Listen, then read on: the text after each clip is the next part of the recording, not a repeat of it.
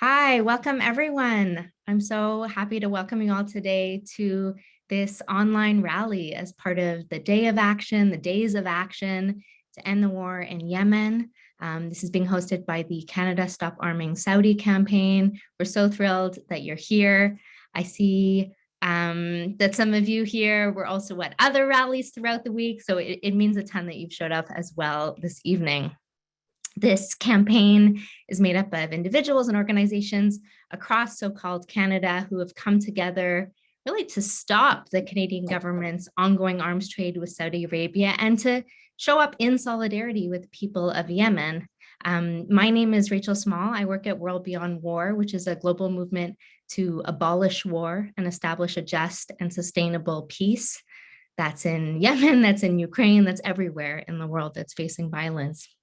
I'm really thrilled to see that we're being joined here tonight by people from across Turtle Island. I was just looking at the registrations and I see while a majority of us here are joining from so-called Canada, there are several people joining from Yemen, several from the United States, and I noted at least 5 other countries listed. So welcome to everyone from wherever you're joining us. This is maybe an advantage of an online rally is that we can all gather together in a way that not the same way we were able to on the streets in the past week and over the past few years.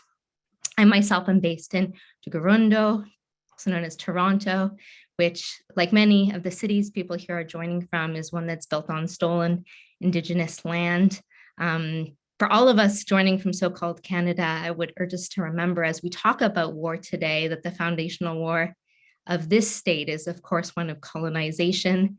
And I don't think it's appropriate to talk about militarism or arms trade without also bringing in that colonial violence, historic and present, that's at the heart of these problems. It's at the heart of everything that we're talking about today. So let's get this rally started. We called it, as I mentioned, as part of a series of actions that have happened across so-called Canada over the past few days. This weekend marked 7 years of the brutal war in Yemen.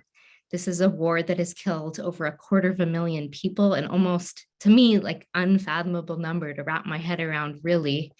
We know that the Saudi-led coalition has bombed Yemeni markets, hospitals, countless civilians, of course.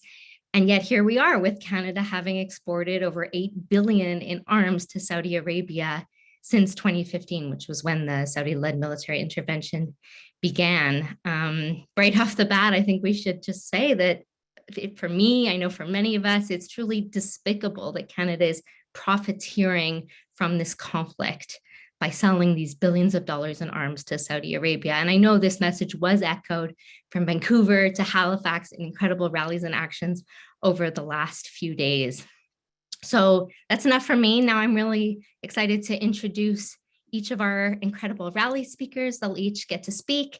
And then after that, we are going to take some collective action together today, right now, in solidarity with Yemen and to address this issue. So first, I'm really pleased to introduce Kelsey Gallagher, a researcher with Project Plowshares, who analyzes Canadian military exports, the broader Canadian arms trade. Kelsey, I will just say a personal anecdote. I frequently email him asking him, what do you know about the weapons Canada's sending from here to blank place? And he always has an answer, and it's incredible. Project Plowshares database on Canadian military production experts is comprehensive and is incredible and is a huge resource to the peace movement in Canada. So thank you to them in general, and welcome, Kelsey. Thanks so much, and thanks for having me. It's great to be on this panel and seeing some old friends trickle into the room. So yeah, I'm just going to speak kind of broadly about Canada's provision of weapon systems to Saudi Arabia and Canada's obligations, arms control obligations under the Arms Trade Treaty, or what we'd call the ATT. So Saudi Arabia has been for more than 30 years a major customer of Canadian-made weapons. By value, the vast majority of these weapon systems have been light armored vehicles, or what we call LAVs, and these are manufactured in London, Ontario. As many would know, in 2014, the Canadian Commercial Corporation, on behalf of a Canadian subsidiary of US defense giant General Dynamics, won the largest arms contract in Canada's history $14 billion more worth of LAVs to be procured by the Kingdom of Saudi Arabia. Later that year, the war in Yemen began, and in the span of a few months, Saudi Arabia would intervene alongside a number of allied countries. Canadian weapons have played a visible part in the Saudi war effort, including LAVs in use by the Saudi National Guard, or SANG, in operations within northern and central Yemen. Other Canadian weapons, particularly sniper rifles, have been pictured on the battlefield. However, Saudi Arabia is not the sole user of these Canadian weapons. These weapons, both intentionally and unintentionally, have been diverted to both sides of the conflict. For instance, Yemeni government forces have been pictured operating LAVs, which is a clear instance of the Saudi government diverting weapons to its allies. In one instance, Saudi markings on the vehicles were apparently crudely replaced with that of the coalition while being driven by Yemeni forces. This is an obvious breach of end-use assurances when exporting weapons. However, the Canadian government has either ignored or underplayed all instances of arms being diverted. 4.5 years after Saudi intervened in Yemen, and roughly 2 years after LAVs under the 2014 deal began shipping to Riyadh, Canada became a states party to the Arms Trade Treaty, or the ATT. The ATT is the world's first international treaty to comprehensively regulate the trade and transfer of conventional weapon systems, all to the end of reducing the many harms caused by the international arms trade. The ATT obligates that if there is a substantial risk that weapons exports may contribute or facilitate a series of negative consequences broadly related to violations of human rights, the exports cannot be authorized. And yet, despite the grave situation in Yemen, Canada continues to export billions in arms to Saudi Arabia. In 2019, following the Saudi-backed murder of critic and journalist Jamal Khashoggi, Canada placed a moratorium on the issuance of new export permits for transfers of weapons to Saudi Arabia.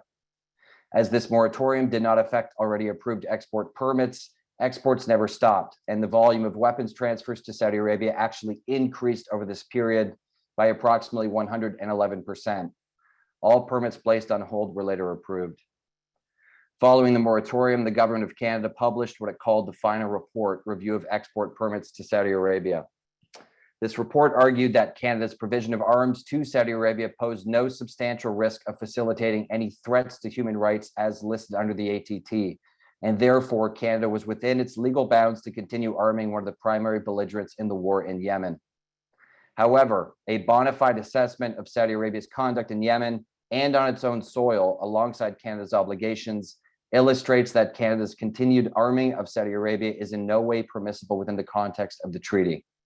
First, the ATT states that any transfers of weapons that pose a substantial risk of undermining peace and security cannot be authorized.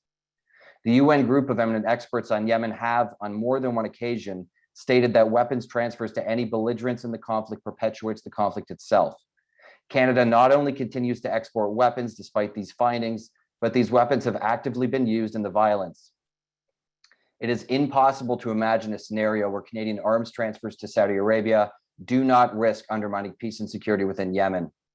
Second, the ATT does not allow arms exports when there is a substantial risk such transfers could facilitate violations of international humanitarian law, or IHL.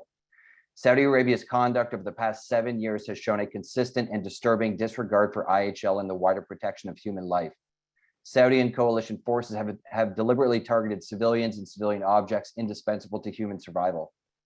As Canadian weapon systems have been utilized in Saudi operations and have been diverted to other coalition members active in the region, it is impossible to imagine a scenario where the continued provision of arms to the monarchy does not pose a substantial risk of facilitating IHL violations.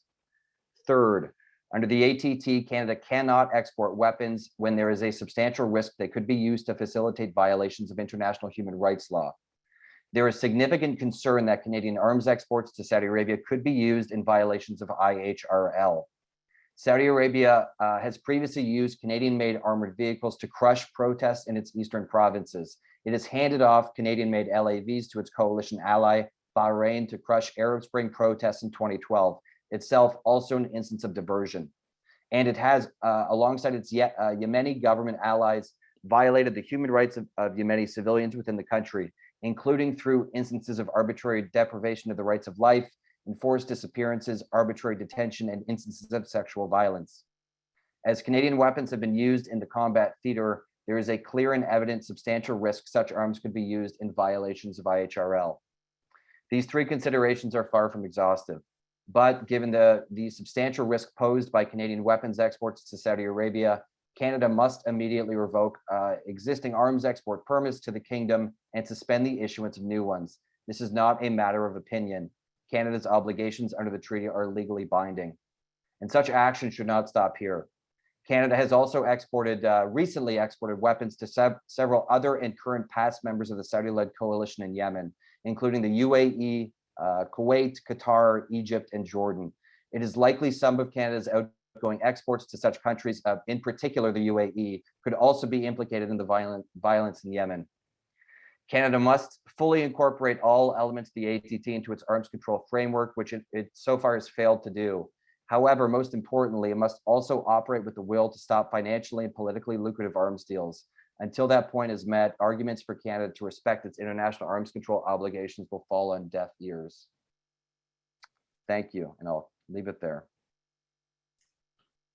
Thank you so much, Kelsey, for breaking it down very clearly and in very concrete terms. How the Trudeau government is absolutely not living up to the treaties that Canada is party to. And I would encourage everyone who hasn't already done so, to check out this incredible report that Project Plowshares and Amnesty International released recently that really goes through in detail with photos, the evidence that we have of how these weapons are being used and what's going on basically with these labs that are going from Canada to Saudi Arabia. We can send out the link as the follow-up email to everyone who registered to come to this rally. It's really vital to have that kind of evidence, because the first thing we're told when we do meet with MPs and other people on this issue is, oh, there's no evidence, when in fact there is. So thank you for all your work getting that evidence together and sharing the summary with us tonight. Next, I'm really happy to bring up Hadil Al-Ashwal, an Yemeni consultant at the World Bank and Social Suite. She's also the managing director of MENA Age, an organization that advocates for gender equality in the Middle East and North Africa region. Hadil has experience in leading advocacy initiatives on gender equality, delivering capacity building trainings on gender mainstreaming, women's empowerment, and projects in MENA, North America, and Australia. Welcome, Hadil, and thank you for joining us. Thank you, Rachel, for the opportunity and really for organizing this important campaign. I'm here today to speak about the impact that the war had on me as a Yemeni person and on the people that I know and the people that I worked with, given that I've been working with women in the MENA region, including Yemen. So allow me to take you back to when the war started, when I still was back home in Yemen. So this was 7 years ago when the war started.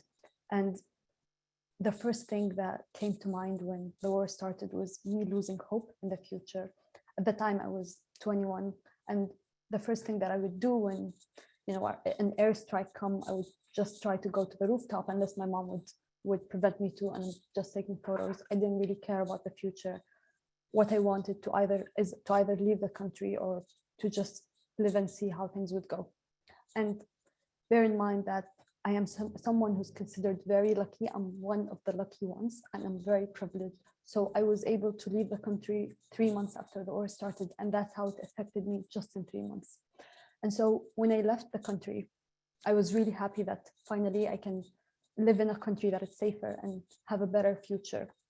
But then saying goodbye to my family members and friends was one of the hardest things ever, because I didn't know if this would be the last time that I'm going to be seeing them. So I left, and then trying to find a place to study at or trying to find a job is really hard for Yemenis, because you come from a war country, and therefore most of the countries will not give you a visa because they're worried that you're going to be there and stay as a refugee. So even if you're privileged enough to have the ability to leave the country, then it's really hard for you to be able to find a good opportunity to have a good job and to be able to study in a country. But again, I'm one of the privileged ones. So I was able to study and in the UK, and I started studying, and then I found a job, which was great. But then even this lucky person, who's me, was struggling with so many things. me and my family members are all around the world. We are all considered displaced. Recently, I moved to this new place, and most people would put their photos, their childhood photos, but I have 0 photos from my past because my past has been burned, because everything is back home in Yemen, and I haven't been back since then, since the war started. This is what a lucky person experienced as a Yemeni person, as someone who comes from a war zone. And then there's the survival guilt.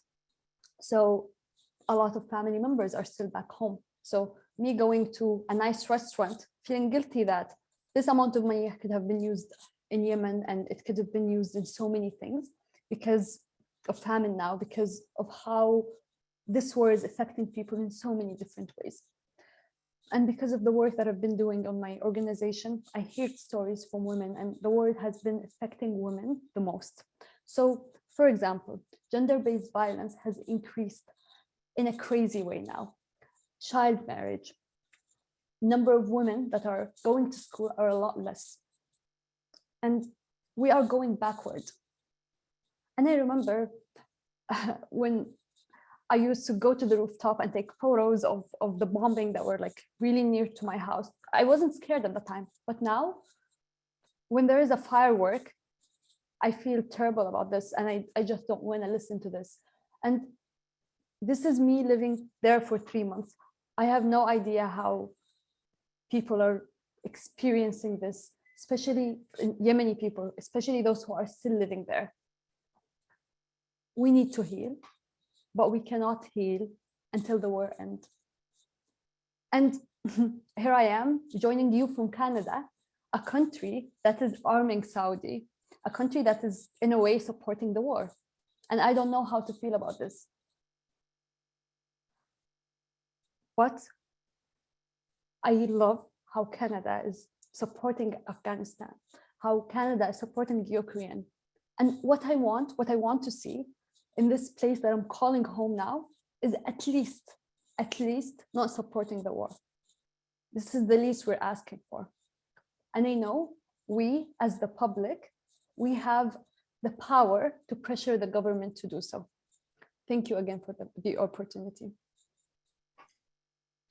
Thank you so much, Hadil, for joining us and for sharing your knowledge and your experience, but also your personal experience and that of your family, which is so important for us to hear. We know that wars often, unfortunately, the role the media can play when we're learning about war is to dehumanize the people who are impacted by it. That's refugee and displaced communities here in Canada, as well as people overseas. And so for you to join us and share it is really meaningful. And to highlight that sort of the least we can be doing is not supporting this war, I think is really important. There were announcements in the past week about a few million here and there of aid going to Yemen. And while that's important, it's hard to hear that announcement in the context of billions of dollars of weapons going. So I think for you to highlight, what the conflicted feelings you have about it here in Canada is just so important for us to hear. Next, I'm really pleased to be introducing MP Heather Mcpherson. She was elected to represent the riding of Edmonton Strathcona in October 2019 and was re-elected to her seat just this past September. She's the NDP critic for Foreign Affairs and for International Development, as well as the deputy critic for Canadian Heritage. Prior to the 2019 election, Heather spent over 20 years working on international cooperation efforts, sustainable development, international human rights through the nonprofit sector, including 10 years as the executive director of the Alberta Council for Global Cooperation. Heather, thank you so much for joining us here tonight. Thank you so much for having me, Rachel. Good evening, everyone. It's important to be here. Obviously we wish we weren't here, but I have to thank the speakers before me. I mean, the personal stories, to hear that is really heartbreaking. And, I heard you, Hadil, when you said you don't know how to feel. And I have to say, I feel very strongly that this is a deep stain on Canada. But before I start, I do want to make sure that I acknowledge that right now I'm in Ottawa. I'm on unceded territory, unceded Anishinaabe territory. I represent a riding that is on Treaty 6 territory, which of course is the gathering place for many different Indigenous peoples that include the Cree, the Blackfoot, and the Inuit. And I want to start off tonight by saying in all, you know, the strongest possible language that I can, how much I condemn Canada's ongoing sales of arms to Saudi Arabia to be used against the Yemen people.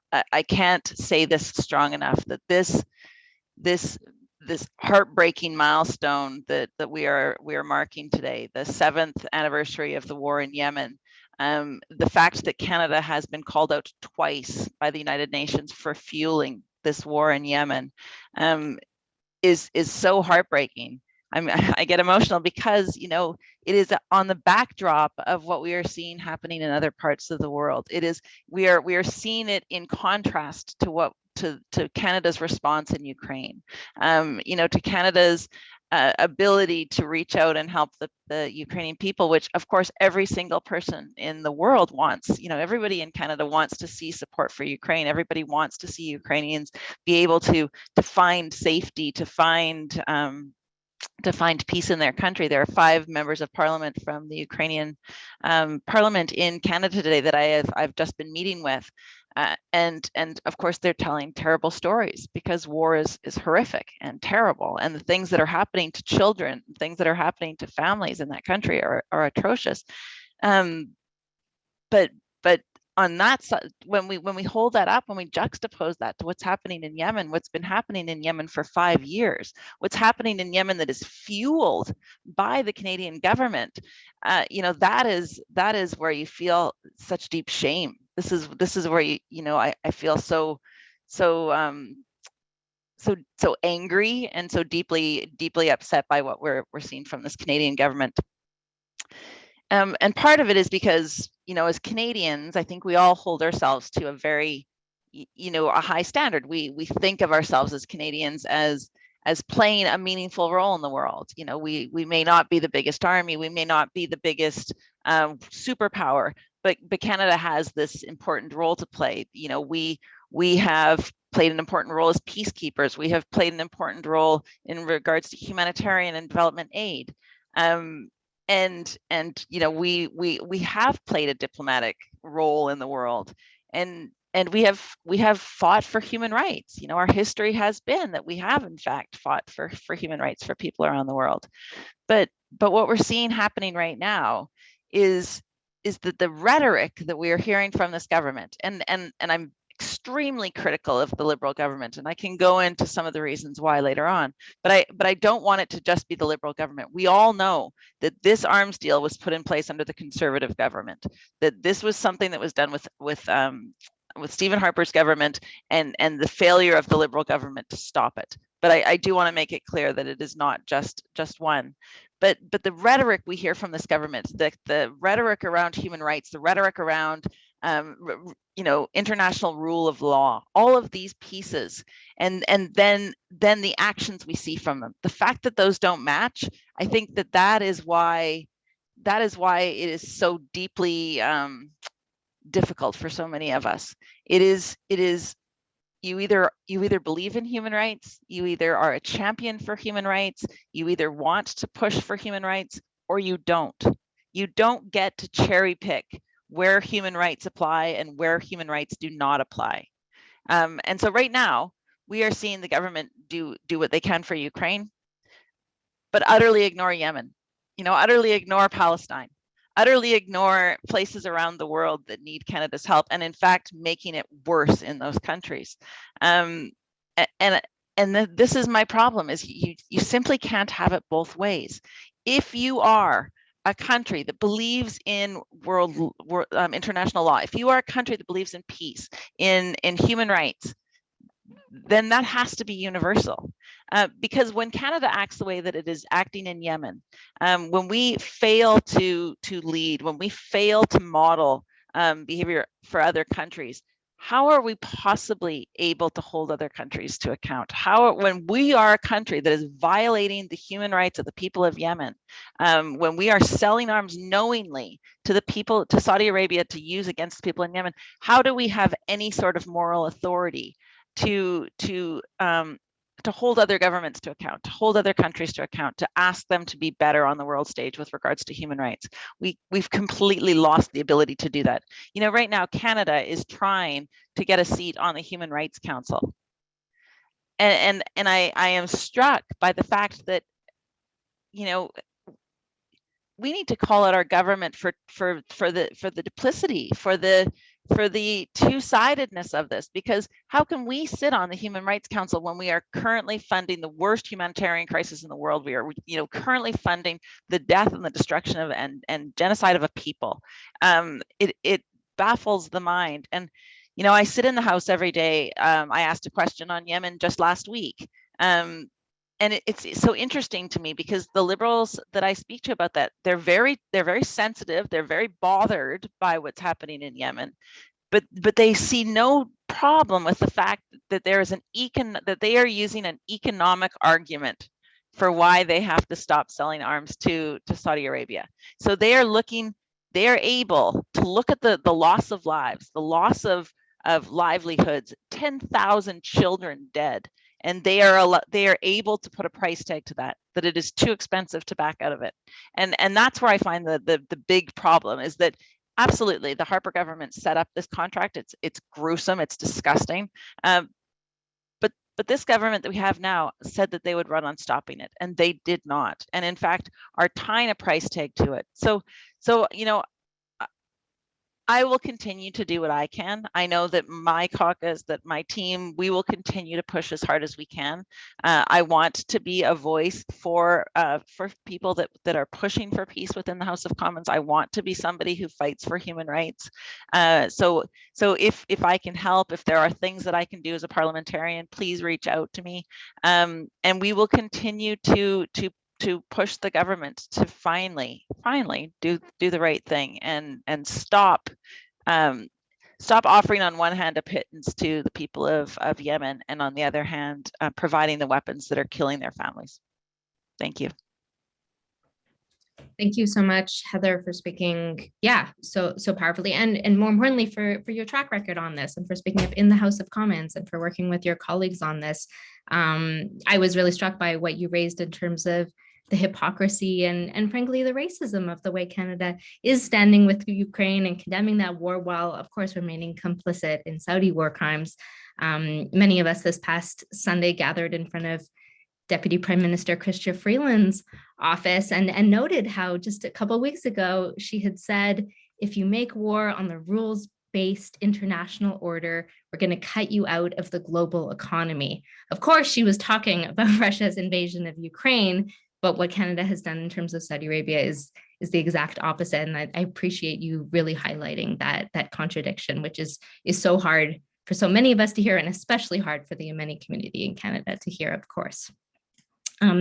Next, I'm really pleased to bring up Simon Black, who's a professor of labor studies at Brock University, and also the founder of Labor Against the Arms Trade, which is a coalition of peace and labor activists who are working to end Canada's participation in the international arms trade, and is organizing for an arms conversion, for a just transition for arms industry workers. Thanks for joining us, Simon. Thank you, Rachel. Good evening, friends and comrades. Greetings on behalf of Labor Against the Arms Trade. As Rachel said, we're a coalition of peace and labor activists working toward ending Canada's participation in the international arms trade. And we organize for arms conversion, that is the conversion of arms manufacturing capacities to socially useful production, and for a just transition for arms industry workers. You know, when faced with criticism, there are several defenses of Canadian arms exports to Saudi Arabia that the Trudeau government likes to trot out. And some of them have been raised by the previous speaker, MP Heather Mcpherson. I joke, but it's not funny that you can have a bingo card at home, and every time you hear a government minister speak on this issue, they'll raise one of these defenses of these arms exports. You know, the first is that the weapons are not being used to violate human rights or international humanitarian law. I think Kelsey, in talking about the risk, the idea of there being no substantial risk that these weapons will be used in violations of human rights law or international humanitarian law, has been adequately debunked by Kelsey Gallagher tonight. Two, is that light armored vehicles are not weapons at all, but merely jeeps. Shamefully, Canada's ambassador to the United Nations, Bob Ray, went on national radio some time ago and claimed this. Anybody that have seen these light armored vehicles know that they are not jeeps. And if they are, they happen to be jeeps with cannons. 3, that to cancel the LAV contract, as Heather just mentioned, would be too costly. But perhaps the most commonly used defense of the LAV deal is jobs, jobs, jobs, jobs. The government has argued consistently that the $14 billion LAV deal that Canada has brokered on behalf of General Dynamics Land Systems in London, Ontario, who produce the light armored vehicles, supports 3,000 jobs in London and Southern Ontario, when you include all the manufacturers in the supply chain. And as a trade unionist, as someone who teaches and researches in the area of labor studies, and as an organizer with Labor Against the Arms Trade, this is the defense of the deal that I want to address tonight. First, I think it's really important to note that this figure of 3,000 jobs are the government's numbers, and they have never been independently verified. We actually suspect, and we listen to the experts when we are talking about these estimates, that we suspect the number of jobs at stake is actually in the hundreds and not the thousands. But let's leave that aside for a moment. You know, we collectively as a society face climate catastrophe. We are going to need workers with the skills and capacities to produce the green technologies, the infrastructure our society needs to mitigate the impacts of climate change and save our planet, save humanity, in fact. The workers at General Dynamics in London are a highly skilled workforce. They are capable of manufacturing anything under the sun, from wind turbines to high-speed rail cars to electric-powered search and rescue vehicles that could navigate rough terrain in the aftermath of floods or fires and other manifestations of climate breakdown that we have already witnessed. As David Heap, who I believe is on this call, a longtime peace activist in London, always reminds me, the General Dynamics plant in London used to be GM Locomotive, producing rail engines. Now, if you go down to London, to General Dynamics on any given working day, and you stand at the plant gates at shift change, and you say to the workers who are leaving for the day, you say to them, you have 2 choices. You can produce weapons of war destined for Saudi Arabia, or you can be paid the same wage, the same benefits, and have the same protections of a union. But you can produce the green technologies and infrastructure that we need to confront the climate crisis. There is not a single worker, I guarantee you, who will say that they prefer to be manufacturing, they prefer to be building weapons of war. But those workers don't have that choice. And that's the choice that we have to fight for. And that's the choice that we in our work with Labor Against the Arms Trade are demanding of the federal government. Now, 2 years ago, not a single Canadian trade union, to the shame of the labor movement, had made a public statement condemning Canada's arms exports to Saudi Arabia. This past September, Labor Against the Arms Trade joined over 40 civil society organizations representing millions of Canadians in signing a letter to the Prime Minister, demanding not only an end to arms exports to Saudi, but for the federal government to work with trade unions in the arms industry to ensure a just transition for arms industry workers.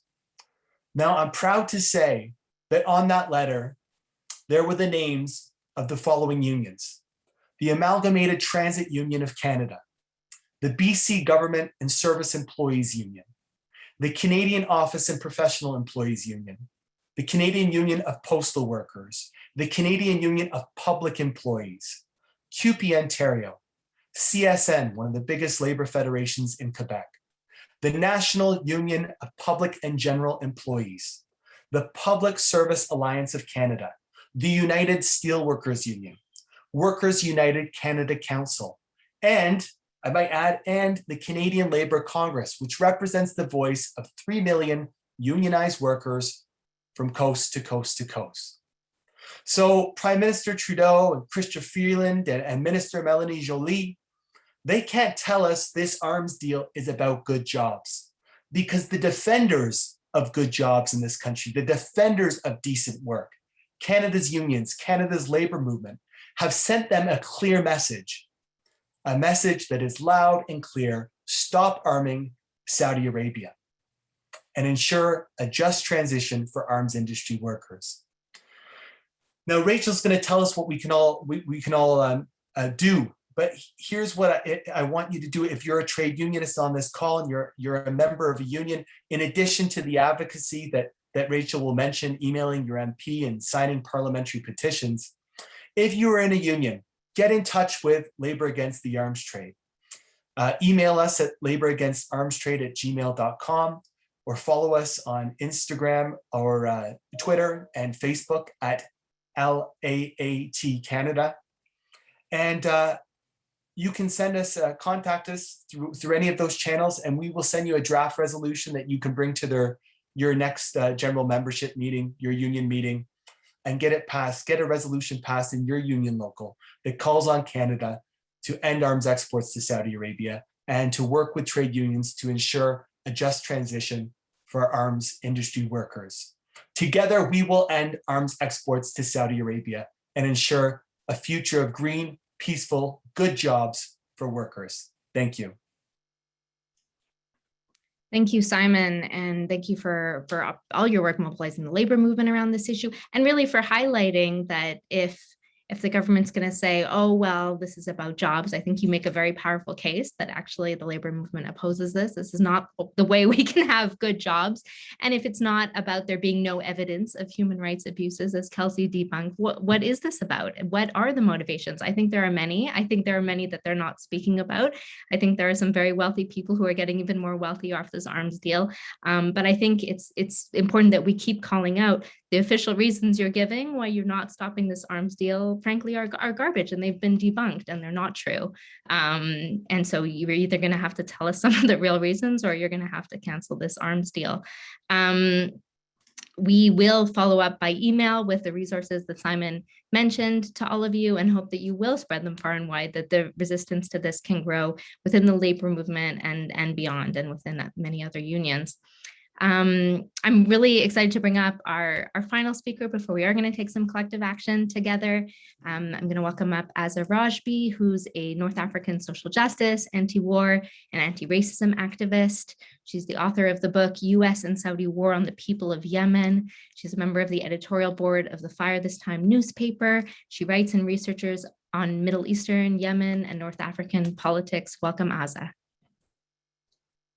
Thank you so much, Rachel, and thank you to Kelsey, to Hadil, thank you MP Mcpherson and Simon for your powerful presentation. In some way, you all, I think, covered very well the situation, the horrific situation in Yemen, and in some sort of way made my job easier at the end. But I wanted to add to the testimony that we've heard from Hadil. A quote from an interview that BBC did with a Yemeni man in 2017 that stayed with me, and I wanted to share it because it gives humanity to what we're talking about. It gives faces to the people in Yemen that are suffering. And so those are the words of Abdallah al-Ibbi. He told a BBC reporter in 2017. This is the night after Saudi-led coalition airstrike hit his home in Sada. Quote, "Sometimes I sleep 2-3 hours, and then I wake up and stay up until morning. I remember my children and my home. Our lives were humble, but it was a quiet life, a good life. We were happy. We lost everything." I think this quote makes me emotional, and I'm pretty sure you can all relate, because this is people that were having a regular everyday life in their countries, in their homeland, in their houses, and now they have to live in Yemen in the midst of the world's worst humanitarian crisis, in the midst of a crisis that has been going for 7 years. And this really adds to the horrific picture of the destruction caused by the war on Yemen, this war that's led by the Saudi Arabia, the United Arab Emirates coalition, and with the support of the United States, the UK, Canada here, France, Germany, Italy, they're all complicit in this war. I won't talk too much about the dire humanitarian crisis. I want to focus on Canada's role in it.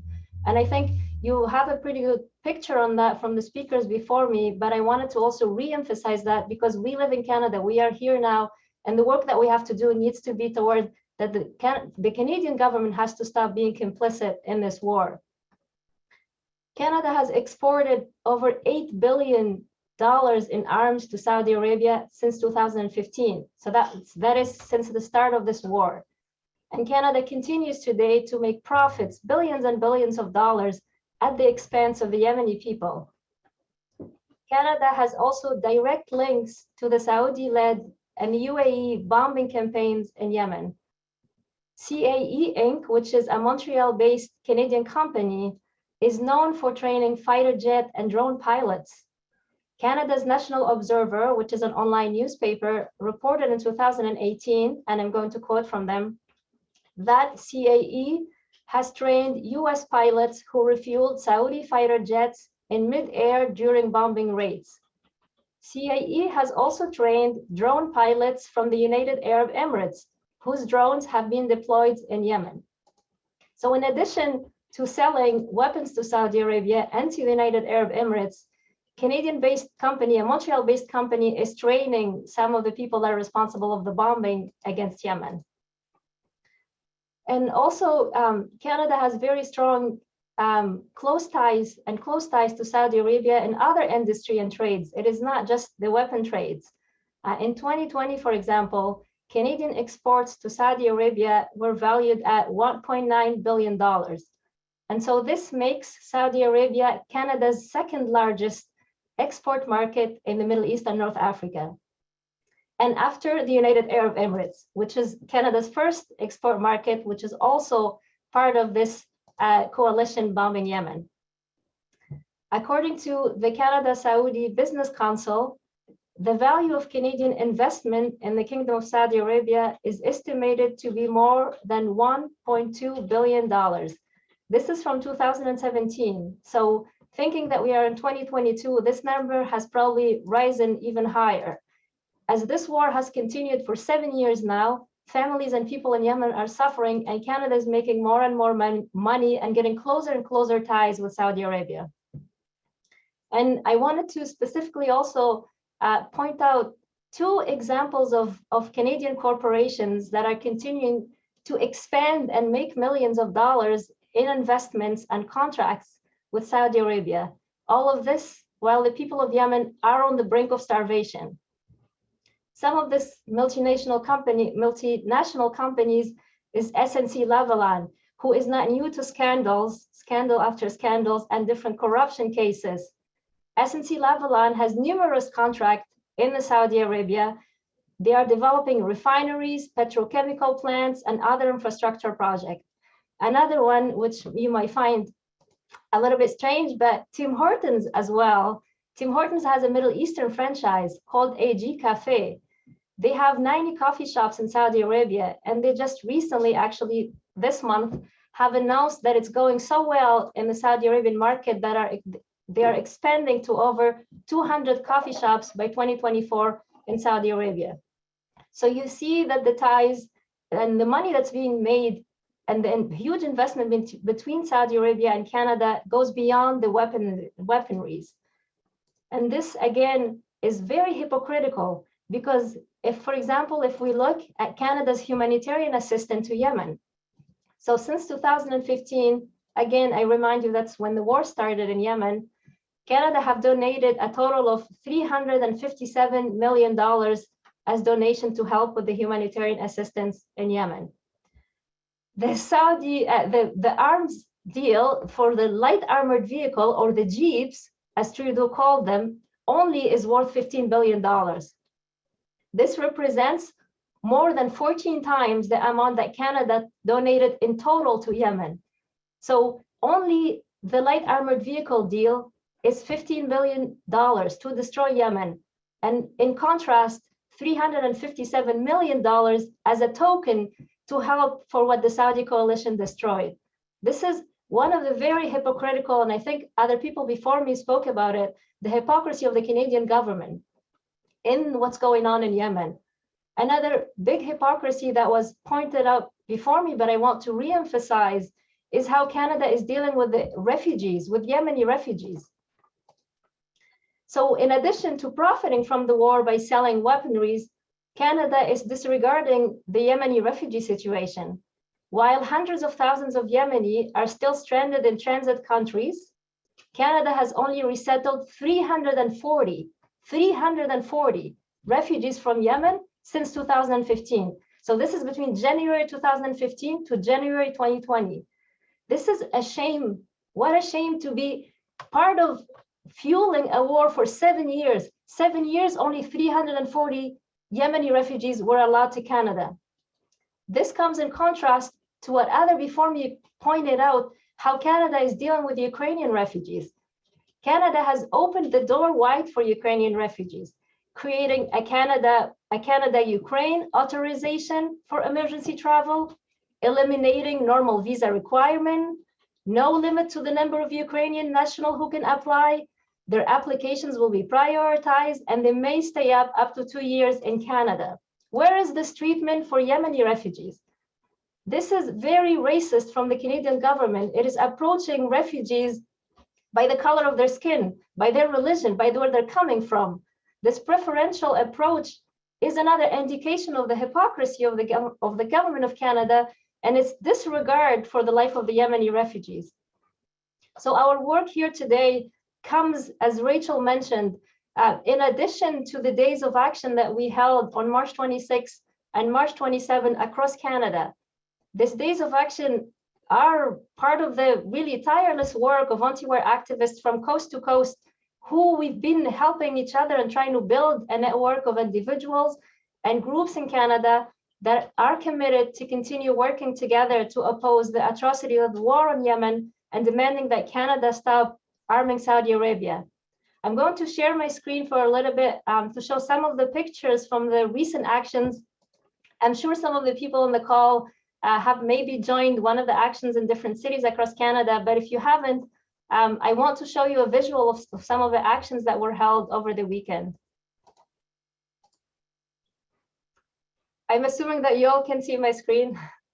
As you can see, these are some of the pictures from the actions that were held in Ottawa, Hamilton, Toronto, and Waterloo. And I'll point out that the Toronto action was in front of Chrystia Freeland's office, and that banner says "Blood on your hands." And so part of the Canada Stop Arming Saudi coalition activities is we need to show this hypocrisy of the Canadian government and their complicity in the war on Yemen. And then in the next slide, you'll see some of the pictures from the actions in Montreal, in Halifax, and in Vancouver. And I wanted to point out, I was part of the organizing team for the Vancouver action with Mobilization Against War on Occupation, the Fire This Time Movement for Social Justice, and the Yemeni Association of Canada. And I wanted to point out an interesting thing that we had in our action in Vancouver is we had people from Saudi Arabia who are refugees here in Canada who attended. And I think that's a very important point, because Saudi citizens and people that live in Saudi Arabia, and a lot of them that are abroad, are not okay with this war. They are not supporting this war, but they're too afraid for their families to speak out against it. And so to see them at our rally, at our protest in Vancouver, being in solidarity with their Yemeni brother and sister really was very powerful, because the weapons that Canada sells to Saudi Arabia, which uses against the people of Yemen, Saudi Arabia also uses that at home against their own people, against protests in the kingdom as well. So this connection between Saudi and Yemenis is very important to fight against the corruption of the Saudi government and against the war on Yemen and the war of Saudi Arabia against their own people at home. This is a picture of kind of a slide of different pictures I found online from the mass rallies that happened in Yemen, also marking the 7 years of the war. And this is another picture. As you can see, also on March 26, people were out on the street in Stockholm, Sweden, and in Vermont, the United States. And I also know there was a protest in London and in Ireland. Maybe if you know of other cities, you can post it in the chat. But the point is that we were out in the streets in Canada and across the world together, fighting against this atrocious war and demanding an end to the war. Enough, 7 years of war is enough. We need to continue building on this momentum, continue educating, organizing, mobilizing against the war on Yemen. Coordinated and consistent local and international actions and campaigns are vital to keeping this pressure on the government of Canada. We need to continue raising the issue of Yemen among working and oppressed people. As Simon mentioned, we need to put more pressure on labor unions. We need to put pressure on student unions, on political groups, get them on board, on all civil society organizations, all peace-loving people across Canada. We need to join this campaign. Our government has been complicit in this war for 7 years. The government of Canada's hypocrisy has been shown more and more every day. So we need to stop this arms sales and we need to join together to do it. I will just stop sharing and I want to finish by saying that from here, from the West Coast in Vancouver, Canada, all over Canada, we stand with the Yemeni people who have been suffering for so long under this brutal war imposed by the US, Saudi, UAE coalition. We must demand an immediate end to the war, the complete lifting of the inhuman blockade of Yemen, and that all foreign troops and mercenaries leave Yemen. We need to put more pressure on the Liberal government of Canada. We need to put pressure on this Liberal government because they are continuing not only to sell weapons to Saudi Arabia, but they are actually getting closer and closer ties to Saudi Arabia. All of this while the people of Yemen are still suffering. The self-determination and sovereignty of Yemen needs to be respected. The future of Yemen needs to be built by the Yemeni people themselves, not dictated by any government from abroad or any foreign powers that is continuing to fuel this war with money and weaponry. Enough is enough. Stop arming Saudi Arabia. Thank you. Wow, thank you so much, Azza. I saw people applauding in the middle of what you were speaking. That was incredibly powerful. And I want to highlight one of the points that you made in terms of international solidarity among people. This is not about, though some people will try and do this, this is never about pitting Ukrainians versus Yemeni people versus people in Saudi Arabia versus people in Russia. It's people all over, the individual people on the ground, the masses of people who suffer from wars. And what we're seeing with Ukraine is what is possible in terms of the way Canada can open to refugees in a compassionate and quick and meaningful way. And that is the example that we want to see extended to other people.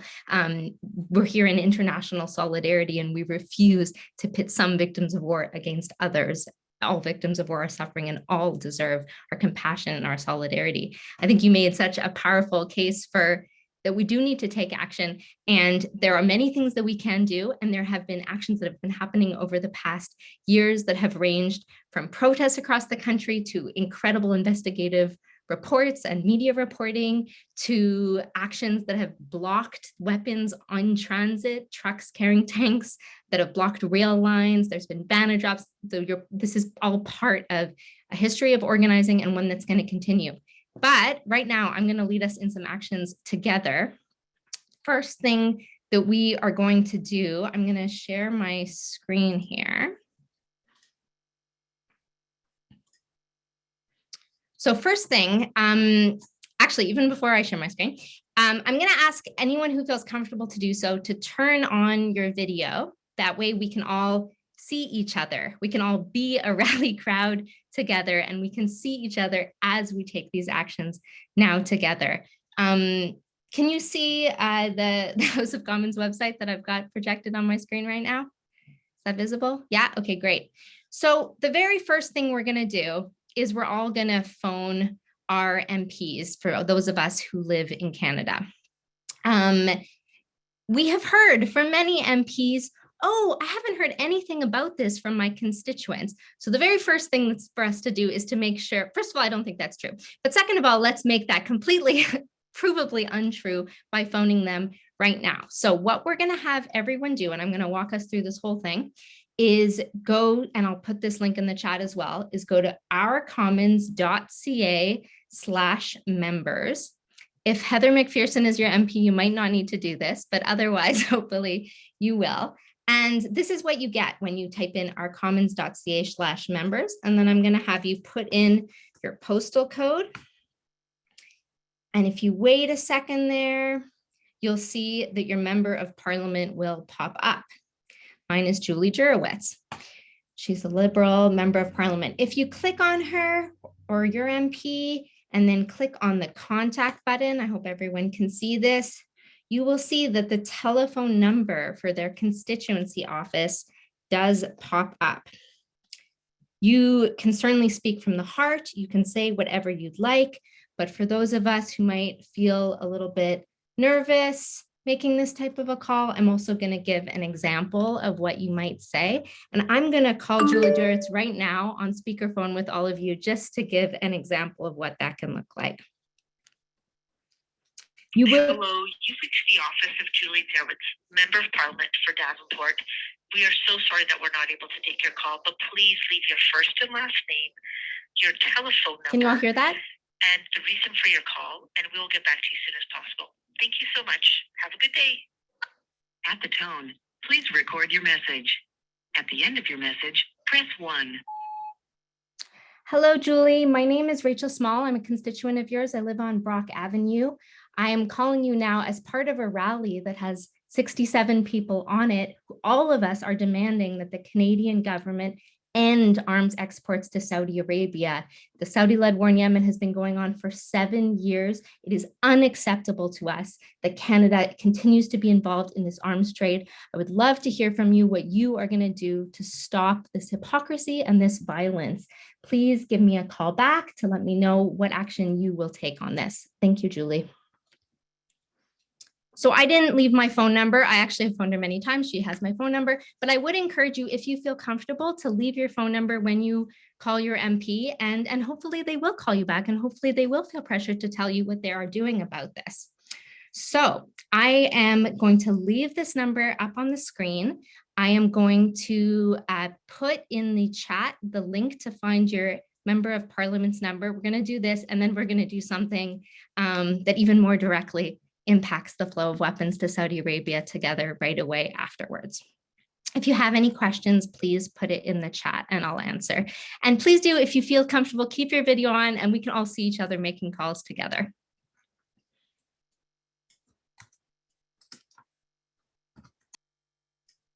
Please do let us know in the chat if you'd like to, who you called and left a message for.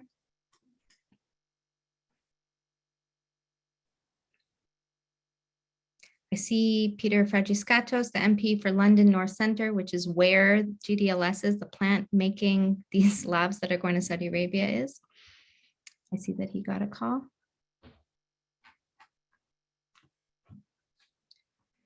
Okay, I know maybe a couple people are still on the phone, but I'm gonna move us on, and obviously people can keep calling their MPs at any time. Okay. So first of all, I would like to show you this supposed Jeep that I would say does not look like a Jeep at all. The left is the photo of the lav, and on the right is, and this will be relevant in a minute, is the photo of the lav being transported on a paddock truck. So this is a Hamilton-based trucking company, and this company is one crucial role. We talk about who makes the weapons. We don't always talk about what are all the other companies that contribute to it, whether that's, as I mentioned, who is training people who are using some of these weapons, but also who is transporting them. So this is what they look like moving on highways. I mean, if you live here where I do, like almost right by our house, these labs are moving right by us on the way to port in Baltimore and then ultimately to be shipped overseas. So the next, and here I wanted to show a photo of an action where many of us did block these trucks to interrupt the flow of these weapons, at least for a few hours, at least to put some cost to this and to make it clear that we won't just ignore that this Hamilton-based trucking company is transporting these weapons. They transport many, many, many other things that could very easily drop the contact with GDLS. And I also wanted to again show a photo of this banner from Sunday at from the roof of Chrystia Freeland's office building. And the reason I wanted to show these is that right now I'm going to have us phone both Chrystia Freeland, the Deputy Prime Minister, and crucially, the trucking company itself. This is their dispatch line. It is open now. We would like to clog it up, at least for a few minutes, to highlight that we are going to interrupt their business as usual. We aren't going to let them just keep making money off of shipping these weapons of war to Saudi Arabia like it's no big deal.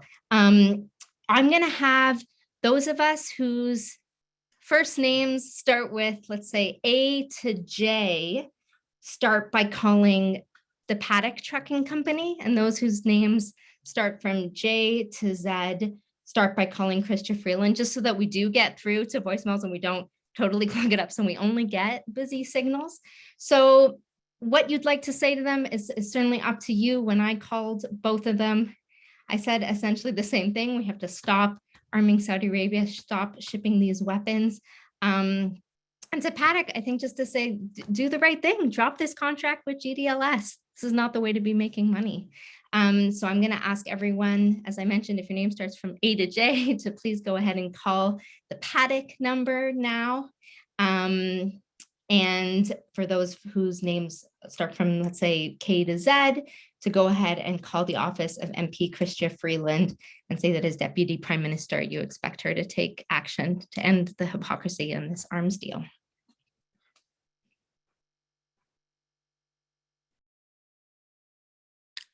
I'm hearing many of you, the Paddock number is just ringing and ringing. That's because we have clogged up their phone lines, and all of the dispatchers are now talking with other people who are at this rally. That's part of the goal. They have many, many trucks that are driving 24 hours a day. So to clog up their dispatch line is an interruption of their business and of their work. It's jamming up their systems, and it's a small thing we can do right now. I'm going to share one more link while people maybe are on the phone. We do have a parliamentary petition that was supported by MP Matthew Green. I've put the link in the chat that people can sign. One thing about parliamentary petitions is it does force the government to submit an official answer. And on an issue like this, where Trudeau has basically refused to make any kind of public comment on this arms deal for years, we're curious to hear what his official response to this petition will be. So if you would like to sign, if you're a resident of Canada and you'd like to sign the parliamentary petition about supporting Yemeni refugees canceling this arms deal, I've just put the link in the chat as well. I'm seeing some intel that since the key number 1 at Paddock rings forever, you can choose option 2 instead, and there you can leave a voicemail. So that's another option if you want to push 2. So we'll keep posting these numbers over the next few days. We'll share them as well on social media. We'll follow up, as I mentioned, by email with the slides, the photos, with a bunch of the different reports and the information that's been shared today.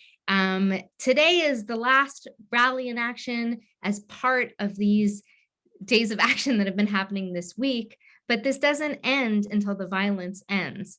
We are going to be keeping on organizing with this. We invite all of you to join in this movement and to really think about what it is that you can do to contribute, whether that's, as Simon suggested, being in touch with unions or your fellow workers, whether that's looking into, as Aza highlighted, the various weapons company connections with you, near you. We didn't even talk about the rifles that are being used in Yemen that are being produced in Winnipeg, for example. There's connections all across the country, local ways to take action, and ways to call our elected officials to account. I think that's on one level the very least we can do, and also is so important for all of us to do. So thank you so much to everyone for gathering here today.